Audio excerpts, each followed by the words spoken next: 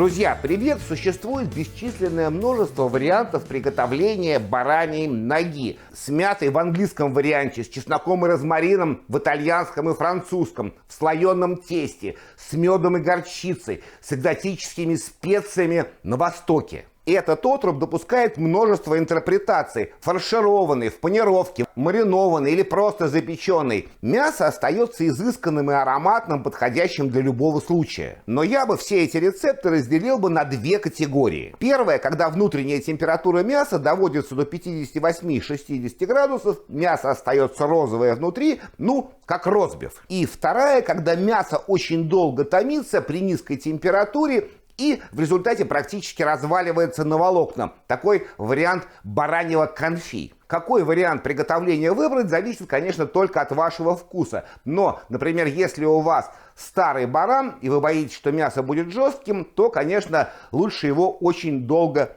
томить. Многие великие французские шефы готовят так называемую 7-часовую баранью ногу. То есть она медленно томится в течение очень долгого времени. И потом вся, конечно, разваливается на волокна. Можно есть ее ложкой. Ну а если вы любите розовое или красное мясо, и у вас есть молодой барашек или ягненок, то, конечно, готовьте его до вот этой вот розовой прожарки. И то, и другое очень вкусно, так что выбор за вами. Свою ногу, точнее ногу вот этого вот барашка, я приготовлю в таком итальяно-средиземноморском стиле. Сначала я ее замариную, а потом буду готовить в печи до розового цвета. И подам ее с печеными овощами тоже в таком вот итальянском стиле. Тут у меня просто нет альтернативы, потому что поддерживать низкую температуру в моей помпейской печи 100-120 градусов 7 часов, я не в состоянии. Да, и если у вас нет дровяной печи, это совсем не беда. Все это можно приготовить прекрасно в обычной духовке. И, кстати, томить долго в ней без всяких проблем.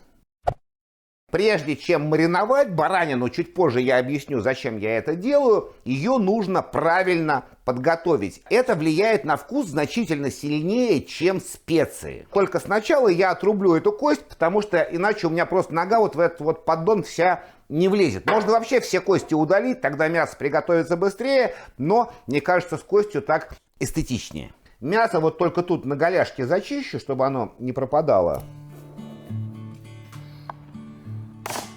Характерный запах баранины, который многие не любят, сосредоточен прежде всего в старом темном жире и в лимфоузлах. При том, что часть лимфоузлов у нас находится практически на поверхности, их можно срезать вместе с жиром, а часть, точнее один узел, нужно нам будет добыть. А вот белый жир мы обязательно оставляем, потому что он будет плавиться и мясо будет сочное. Сегодня баранья нога считается праздничным блюдом практически во всей Европе, да и не только в Европе. Но раньше было совсем не так. Когда крестьяне забивали овцу, то самые нежные части, корейку и седло, они несли на рынок продавать.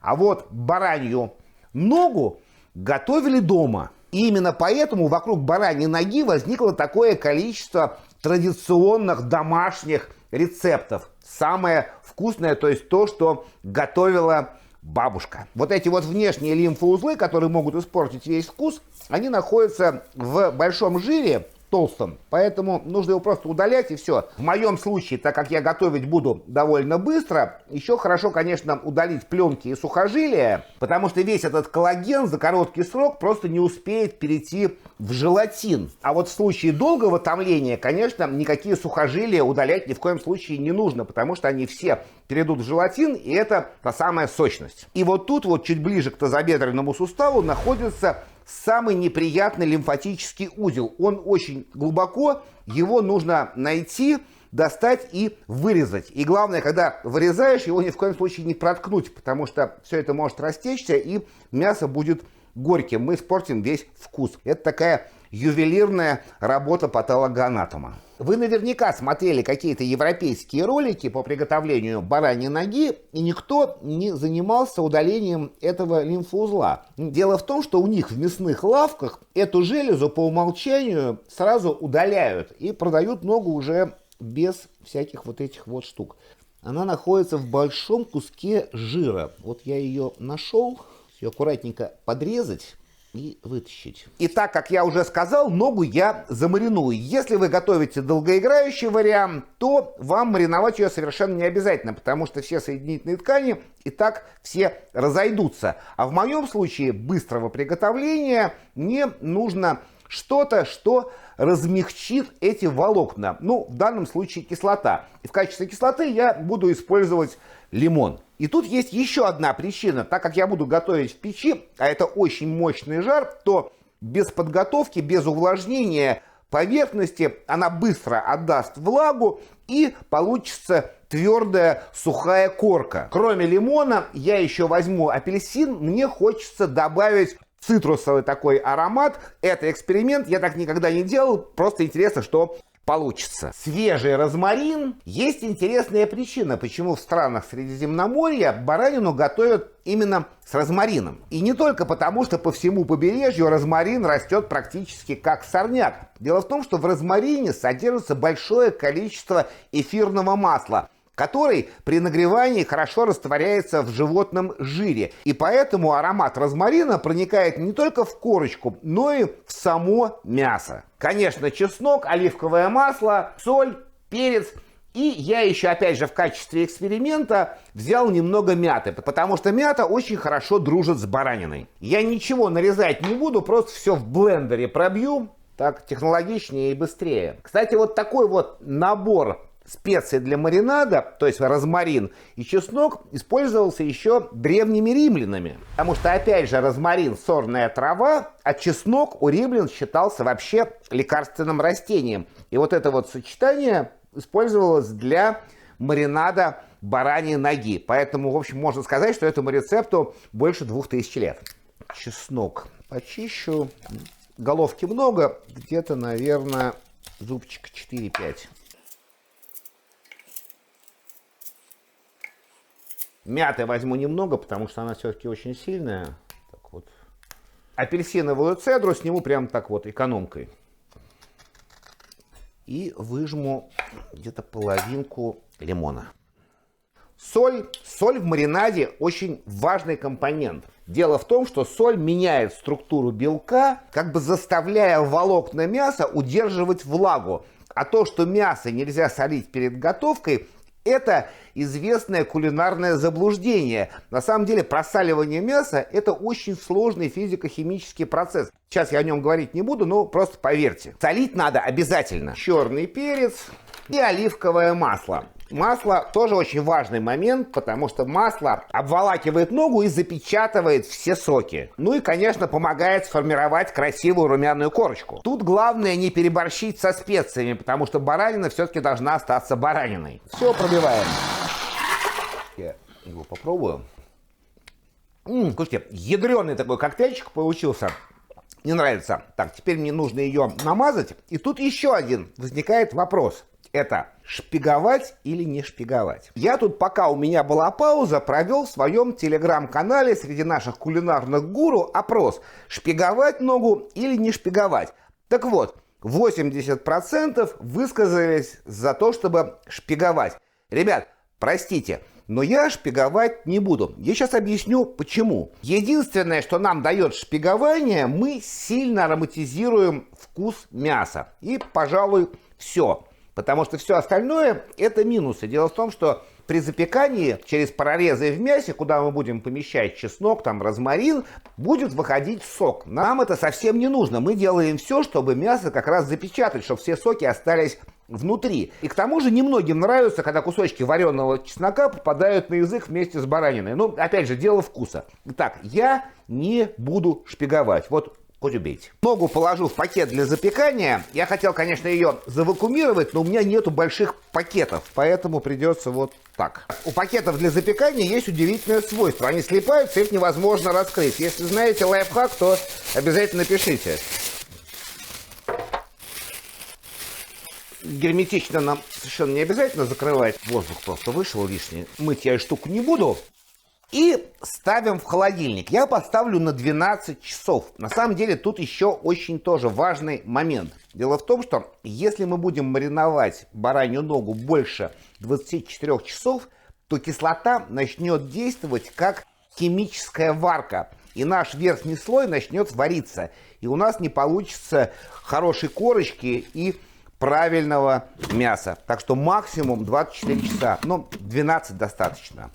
Овощи, которые я буду запекать. Я хочу, чтобы получилось что-то среднее между рагу и соусом. Баклажаны крупно, вот эти вот большие куски сейчас я прорежу. Баклажаны, как положено, вымачивать я не буду в соли, потому что на самом деле они совершенно не горькие и совсем это не нужно.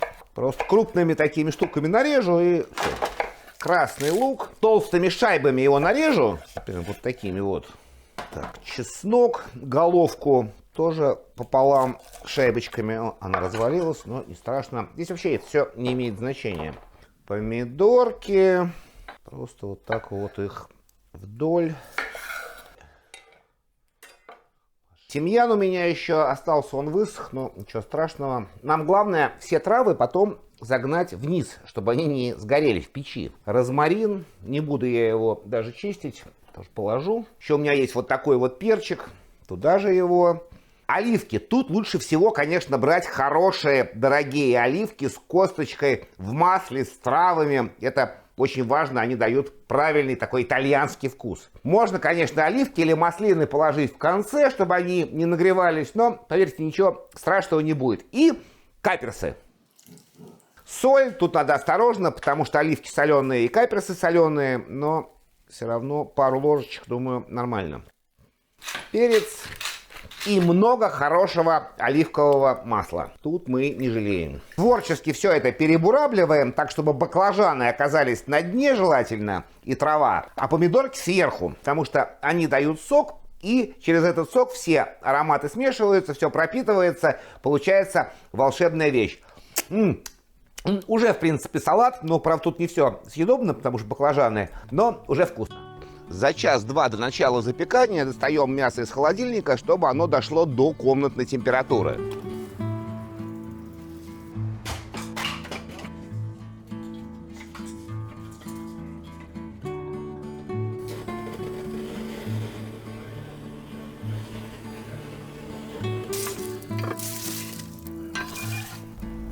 «380» то, что надо.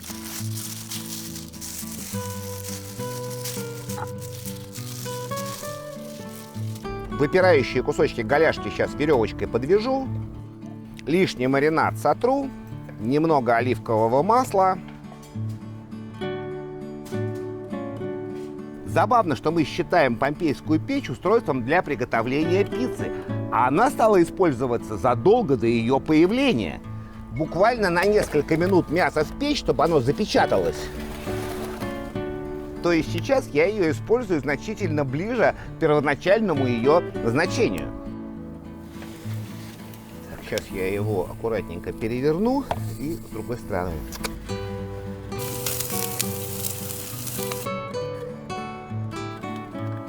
Теперь я заверну все в фольгу, чтобы не сгорело. Да, предварительно нам нужно обязательно вставить термощуп. Внутренняя температура, как я уже говорил, нам нужна где-то 58 градусов. Кстати, многие делают ошибку, ждут внутреннюю температуру мяса в печи. А на самом деле его нужно доставать за 5 примерно градусов до готовности, потому что потом оно дойдет. Термощуп ближе к кости. Выставлю 65. У меня еще дольки апельсинок. Сейчас я их сверху положу. Не знаю зачем, ну, для декора. И накрою теперь все это плотно фольгой.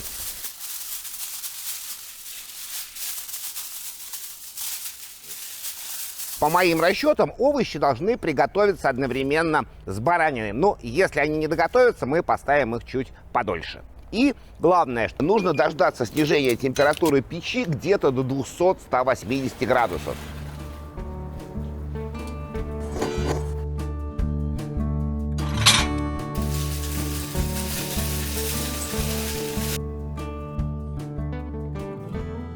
Я допустил одну важную ошибку, и это дешевый китайский термометр, потому что в какой-то момент он завис и перестал показывать температуру. Я ждал, температура не менялась, мне кажется, что баранину я передержал. Поэтому, ребят, не покупайте дешевые вот такие вещи, это важно, пусть это будет дорогое и хорошее. Ну да, мясо все-таки передержал я.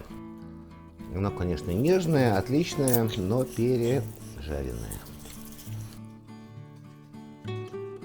Зато овощи, похоже, получились идеальные. Да, за пережаренную баранину мне нести ответственность перед блогерским сообществом до конца жизни. Тут я признаю свой косяк, но все-таки я, наверное, этот ролик выпущу, несмотря ни на что. Попробую. Барашек получился, ребят, ну, нежнейший, ароматнейший. Ну вот, да, конечно, хотелось бы розового вот такого вот ростбиф стайл, но... его даже жевать не надо. Может быть, меня хотя бы овощи реабилитируют. Приготовились они, кажется, хорошо. Но здесь, знаете, что нужно? Секунду. Здесь нужна хорошая свежая чебатка. Потому что соус этот, ну он прям просится, чтобы в него макали.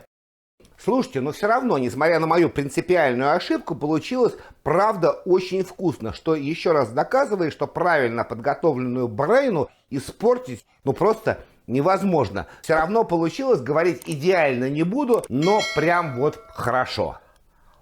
Ребят, тех, кто готов меня вот за это простить, я все-таки приглашаю в свой телеграм-канал «Клуб бесстрашных гурманов». Там вы можете написать все, что вы хотите, хотя, в принципе, можете и здесь оставить злобные комментарии. Я любую критику стараюсь воспринимать адекватно.